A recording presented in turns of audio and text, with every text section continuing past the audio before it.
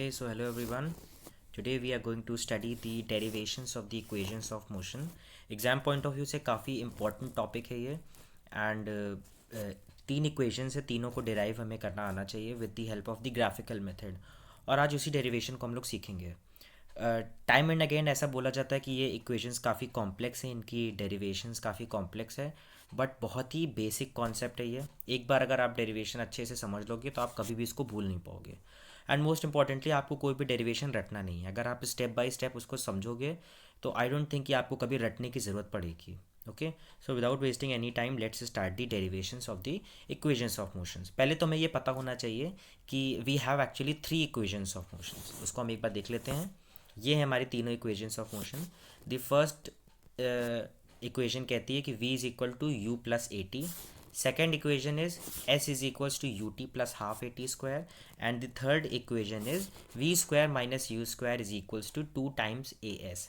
यहाँ पे v है हमारी फाइनल वेलोसिटी, u है initial velocity, a is the acceleration, t is the time period. Similarly s यहाँ पे होता है डिस्प्लेसमेंट. ओके, सो ये सारे टर्म्स को यूज़ करते हुए we'll try to derive the equations of motion. So let's start with the first equation of motion, that is v is equals to u plus a t से हम start करते हैं. फिर सेकेंड इक्वेशन और फिर third equation निकालेंगे. ये diagram आप देख सकते हैं साइड पे. दिस इज द डायग्राम और ये एक्चुअली एक ग्राफ है. ग्राफ किसका है? यहाँ पे एक्स एक्सिस पे हमारा टाइम है और वाई एक्सिस पे we have velocity. So we have से पढ़ें तो देखिए ये वैल्यू है ओ सी. ओ सी हो गया आपका टाइम पीरियड टी. ओ से लेके ए तक है बॉडी की इनिशियल वेलोसिटी. ठीक है, this is the initial velocity. And O से लेके ई तक this is the v, that is final velocity of the body. इसी तरह देखिए आप लोग, जैसे ओ सी की वैल्यू यहाँ पे टी है तो यही सेम वैल्यू जितनी ओ सी की होगी उतनी वैल्यू ए डी की भी होगी. ठीक है, ये दोनों वैल्यू सेम हो जाएंगी. एंड सिमिलरली जितनी वैल्यू ओ ई की है उतनी ही वैल्यू बी सी की हो जाएगी. ठीक है, ये दोनों सेम हो जाएगी. अब इस ग्राफ से देखिए हमें ये पता करना है कि हमें सबकी वैल्यू पता है. देखिए यहाँ पे u की वैल्यू जितनी होगी उतनी ही ये सी डी की भी वैल्यू होगी. तो हम देख रहे हैं यहाँ पे हमें लगभग लगभग सारी लाइंस की वैल्यू पता है. बस एक ऐसी लाइन है जिसकी वैल्यू हमें नहीं पता. अगर आप ध्यान से देखें तो आपको पता चलेगा कि वो लाइन है बी डी.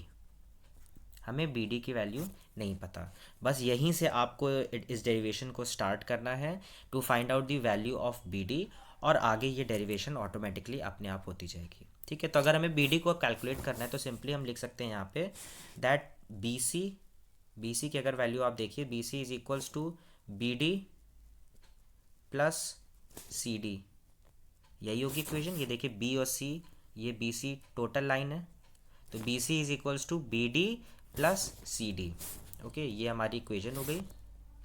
अब आप यहीं से अगर स्टार्ट करेंगे तो हम देख सकते हैं कि बी सी ये है, इसकी वैल्यू उतनी ही होगी जितनी ओ ई की होगी, और ये वैल्यू थी हमारी वी. ठीक है, तो हम लिख सकते हैं दैट बी सी की जगह हम ये लिखेंगे वी. बी डी की वैल्यू हमें कैलकुलेट करना है, और सी डी की वैल्यू देखिए, ये सी डी की वैल्यू उतनी ही होगी जितनी ओ ए की वैल्यू है, दैट मीन्स यू. तो यहाँ पे हमें ये पता चला that B D is actually equals to we minus u. यहाँ हमें पता चला कि B D is equals to we minus u. लेकिन ये डेरिवेशन यहीं पे रुकेगी नहीं. Now if we try to find out the acceleration, the formula for acceleration is a is equals to change in velocity. Acceleration क्या होता है? Acceleration होता है हमारा change in velocity upon time. ठीक है, change in velocity upon time होता है हमारा एक्सेलरेशन. और चेंज इन वेलोसिटी को हम लिख सकते हैं v minus you upon T. ठीक है, v माइनस यू. अब आप देखिए v माइनस यू यहाँ पे आया है, that means a is equals to we minus you upon t. अब नेक्स्ट स्टेप में आपको क्या करना है, जैसे हम लोग लिखते हैं a is equals to we minus you upon t, हमें बस सिर्फ और सिर्फ इतना सा लिख देना है कि a इज इक्वल्स टू, देखिए v माइनस यू है यहाँ पे, और हमने v माइनस यू वैल्यू निकाला हुआ था कि v माइनस यू होता है बी डी के बराबर. तो यहाँ पे हमने निकाल लिया है, ये हो गया आपका B D divided by time. तो यहाँ से बी डी की एक और वैल्यू आ गई, that B D is equals to 8 into t. यहाँ पे आप देखिए बी डी की हमारे पास दो वैल्यू आ गई। इसी वैल्यू को निकालने के लिए हमने डेरिवेशन स्टार्ट की थी कि हमें बी डी की वैल्यू पता करना। And now we have two values for B D. एक पहले हमारी निकली थी v माइनस यू, और दूसरी वैल्यू हमारी निकली a इंटू टी। अब बस आपको कुछ नहीं करना है, इन्हीं दोनों वैल्यूज़ को इक्वेट करना है, क्योंकि आप देख सकते हो दोनों तरफ यहाँ पे बी डी है। और अगर हम इन दोनों वैल्यूज़ को इक्वेट करेंगे ना, if we try to equate these values we will get, पहली बी डी की वैल्यू हमने कितनी निकाली थी, हमने निकाली थी v माइनस यू, और दूसरी बी डी की वैल्यू हमने निकाली a इंटू टी। अब जैसे ही यहाँ पे दोनों को आप इक्वेट करेंगे, यहाँ पे हमें मिलेगा formula v minus u is equals to A t, और यही हमारी पहली इक्वेशन है, v is equals to u plus a t. यही हमारी पहली इक्वेशन ऑफ मोशन है। ठीक है, मोस्ट इंपॉर्टेंटली आपको देखिए प्रीवियस स्टेप में याद क्या करना था कि अगर हम इस ग्राफ को देखें, इफ़ यू लुक एट इस ग्राफ, तो हमें सारी वैल्यू पता था। ये देखिए इसकी वैल्यू u होती है, इस लाइन की वैल्यू v होती है, हमें ये पता था। उसके बाद इस लाइन की वैल्यू t होती है, ये भी हमें पता था। सारी वैल्यूज़ हमें पता था, सिर्फ और सिर्फ ये जो बी डी की वैल्यू है ना, बी डी की वैल्यू हमें नहीं पता था। और इसी वैल्यू को फाइंड आउट करने के लिए हमने इस पूरे डेरिवेशन को किया। और देखिए बी डी की वैल्यू हमारी दो दो निकली। पहली वैल्यू हमारी निकली थी v माइनस यू। फिर जैसे ही हमने एक्सेलरेशन का फॉर्मूला लगाया, वहाँ पे हमने बी डी की एक और वैल्यू निकाली, that B D is equals to A t. Next step में आपको कुछ नहीं करना है, सिर्फ इन दोनों वैल्यूज़ को इक्वेट करना है, and that is v minus u is equals to A t. और यहाँ हमारी फर्स्ट इक्वेशन ऑफ मोशन बहुत ही ईजिली डिराइव हो गई। सो आई होप आप लोगों को ये चीज़ समझ में आया होगा।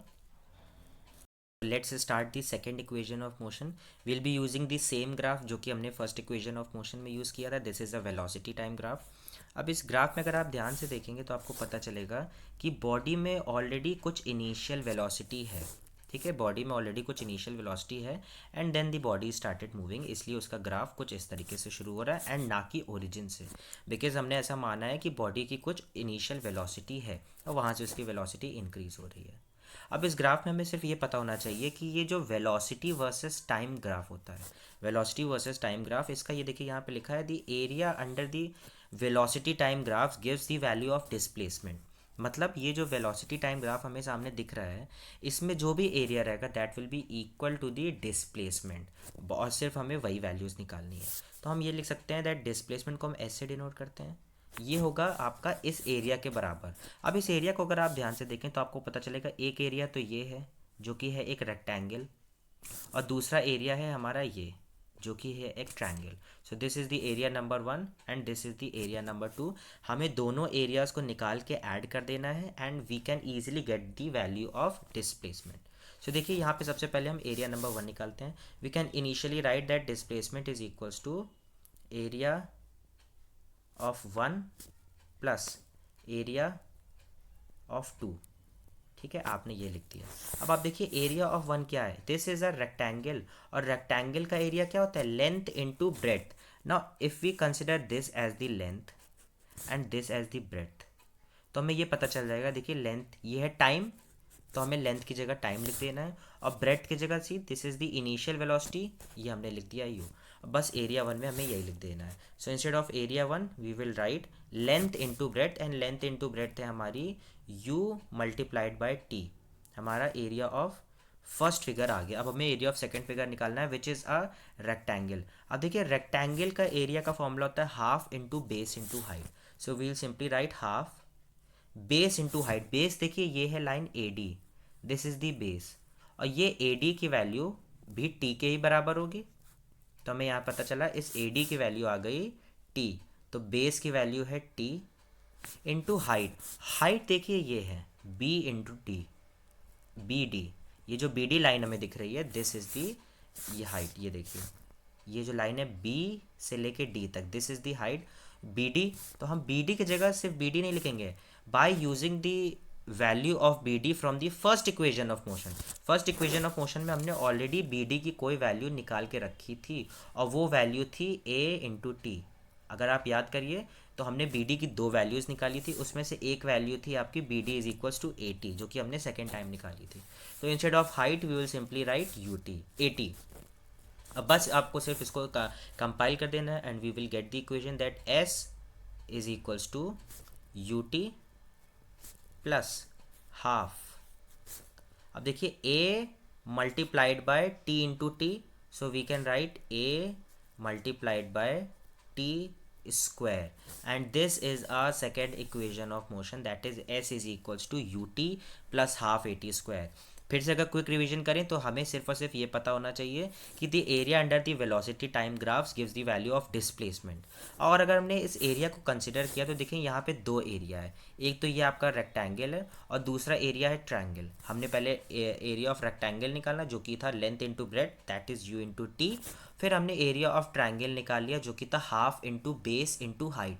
इसमें सिर्फ और सिर्फ आपको ये याद रखना है कि जैसे आप हाइट निकालोगे, हाइट की वैल्यू है बी डी, इस ग्राफ में दिया है बी डी, और बी डी की वैल्यू हमने पिछले इक्वेशन में ही निकाल लिया था ए इंटू टी।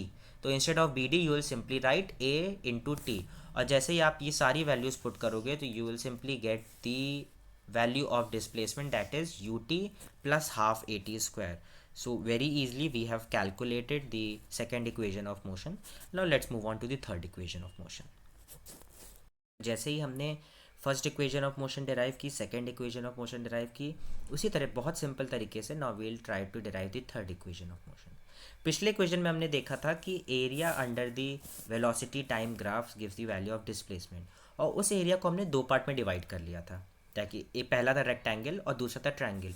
बट ये एक ही तरीका नहीं जिससे इस एरिया को निकाला जा सकता है। Now if you look closely तो मैंने इस एरिया को देखिए हाईलाइट कर दिया, और अगर आप इस हाईलाइटेड पोर्शन को ध्यान से देखेंगे so this is nothing but actually a trapezium. ये होता है एक ट्रेपेजियम। अब ट्रेपेजियम क्या होता है? ट्रेपेजियम वो स्ट्रक्चर होता है जिसके दो साइड्स पैरेलल हो। See these two sides are parallel and the other two sides are not parallel. ये दोनों साइड देखिए पैरेलल नहीं है and two sides are parallel. तो हमें सिर्फ और सिर्फ इस एरिया ऑफ ट्रेपेजियम निकालना है। अगर हम एरिया ऑफ ट्रेपेजियम जैसे ही निकालेंगे वैसे हमें डिस्प्लेसमेंट की वैल्यू आ जाएगी। So let's try to find out the area of trapezium. अब एरिया ऑफ ट्रेपेजियम का फॉर्मूला होता है sum of the parallel sides. ठीक है, पहले आप होगा sum of the parallel side, that mean देखिए पैरेलल साइड्स कौन सी है? O A and B C. O A and B C are the parallel sides, तो हम ये लिख देंगे sum of the parallel sides that is O A plus B C multiplied by the height. Multiplied by the height, आप देखिए height ये है आपकी पैरेलल साइड्स के बीच की जो हाइट होती है उसे हमें लिखना होता है। ये हाइट देखिए क्या है? O C whole divided by two. Whole divided by two, आपको सिर्फ इतना करना है। मतलब हमने जैसे ही इन सारी वैल्यूज़ को रखा वैसे ही हमें third equation of motion automatically derive हो जाएगी। Now let's try to put out some values. देखिए ओ ए यहाँ पे क्या है? O A is the initial velocity. O A is the initial velocity and B C is the final velocity. ठीक है, तो हम यहाँ पे लिख सकते हैं कि ओ ए की वैल्यू क्या है? यू, और बी सी की वैल्यू क्या है? बी सी की वैल्यू है वी। ये हो गया हमारा u प्लस वी।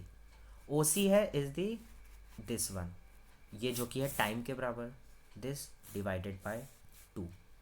ठीक है, यहाँ तक तो हमने बहुत ईजिली निकाल लिया।